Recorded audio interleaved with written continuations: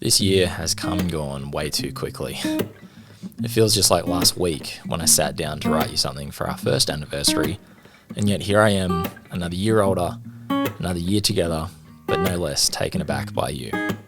I sit here thinking about the last year, and I can't help but think that 2022 was a mammoth year for us both, with a lot of new experiences and firsts. The last time I did this, I ended it by saying that we had just moved in together.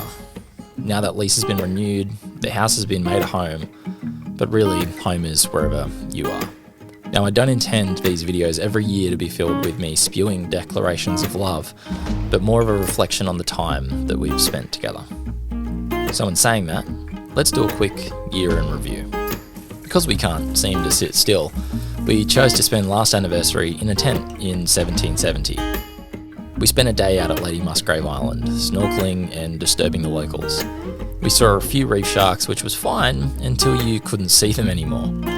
We spent the weekend with smiles on our faces and got a little sun-kissed, taking photos on a disposable film camera because apparently that's what the kids do. We spent our first Christmas together, cramming 4 families into 2 days. While I love our families, it was safe to say we needed the rest of the holiday relaxing just from the drive alone. A spell of the spicy cough later, and we were well into 2022, having both started new jobs. You as the kick-ass practicing naturopath, and me as the geeky video producer. We grew even more into our lives up here. You finding your feet with new friends and confidence in your role, and me trying to squash the confidence demons that tend to creep in when you work in any sort of creative field. Like, am I any good? That's a question for another time. Because it's about now we decided we wanted to go to New Zealand. I've already dedicated a big chunk of time to our escapades over there, but I will say I'm beyond glad we made it happen. We both deserved it and needed the break, to unwind and to have some good fun.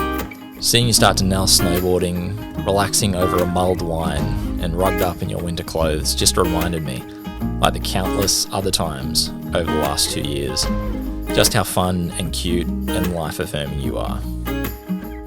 We started rock climbing and you've started to crush it, getting those little leggies up the wall well beyond where you started.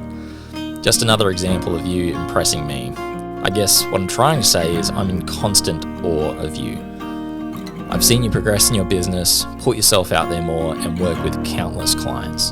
From the hikes we've ticked off to the enthusiasm over doing literally anything, except for bad superhero movies, which I don't blame you for, you amaze me constantly. As I write this, when I really should be working, I reflect on the time we've spent together and look forward to doing this again next year so I can keep reminding you of how incredible you are and to see how much you've grown. And how much we also haven't either. What do crawdads sound like?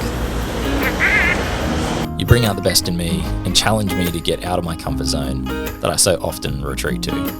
For that, I thank you. I like to think I show you how much you mean to me every day, but if you need reminding, it's about this much.